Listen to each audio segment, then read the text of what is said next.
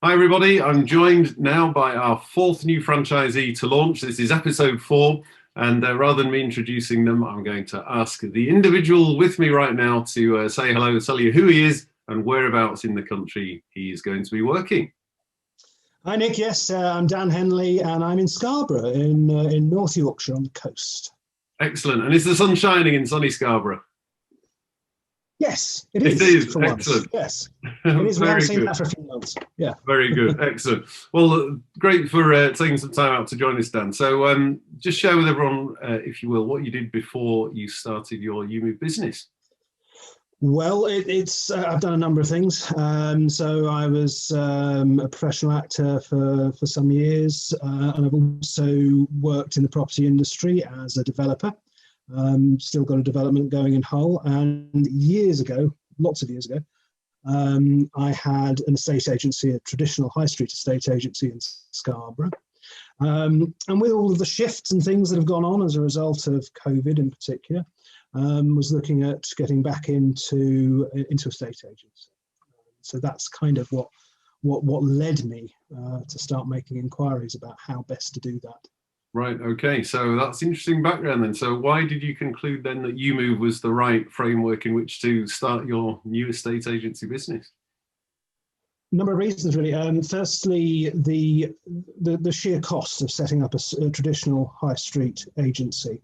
Looking at the office, looking at the staffing that you need when you open a high street office, because somebody's got to be there all the time. All of the costs of the portals, that whole setup cost was massive. And looking at the EweMove model, it wasn't. And I am more convinced now than ever that high street premises just aren't really necessary anymore. In fact, when you talk to somebody at the stage of appraisal and they say things like, "Oh, well, have you got a high street office?" They may say that, but quite often, when was the last time they went into a high street office? Did they buy their property from a high street office, or did they go online? And I think for most of them, they go online, and the EweMove online marketing is, in my opinion, excellent. Particularly the use of RightMove, the use of the portals. I think a lot of agents are on portals, they don't really know how to use them. And so that was particularly important, as well as all of the background support, especially with lettings and compliance and that whole kind of fast-moving world.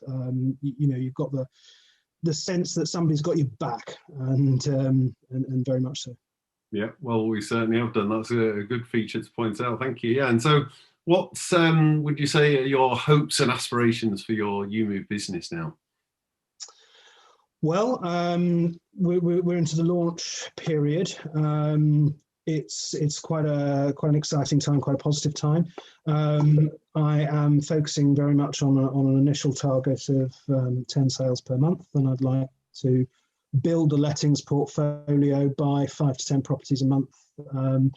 Get that building up so that by the time we're out of year 5, the lettings book should be paying the costs and bread and butter, and moving the sales forward into pure profit. Excellent, very good. So now you've been through training and you're in that launch phase. How confident are you that you can meet those objectives that you've set for yourself? Very confident. I mean, as with anything new, it is still quite a steep learning curve, and so the support of the people in the office has been brilliant. But yeah, I'm extremely confident that can be achieved. I think some of the marketing materials are brilliant. They give so much value to potential sellers and to potential landlords alike. The other guys just aren't doing. There's a lot of agent complacency in my area, as I suspect that there is with lots of other areas. People who've been doing it the same way for years and years and years and years.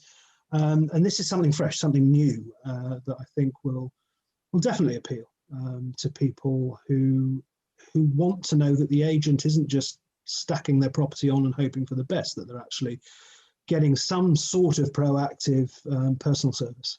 Yeah, very good. Excellent. Well, that all sounds absolutely brilliant, Dan. I've got high hopes for your business. And as an ex-resident of Scarborough myself, I know you're going to be able to make a fantastic impact in that town. But I have one final question for you. Where might we see, what's your most famous acting role that you've ever done? I can't leave that one on the table. That was a few years back. I've done 2 small stints in Coronation Street. Those got the biggest audiences. The majority of the other stuff was theatre, local playhouses around the country. But yeah, Corrie, if you go back far enough. Right. Excellent. I'm sure somebody will be searching the archive, looking you up there.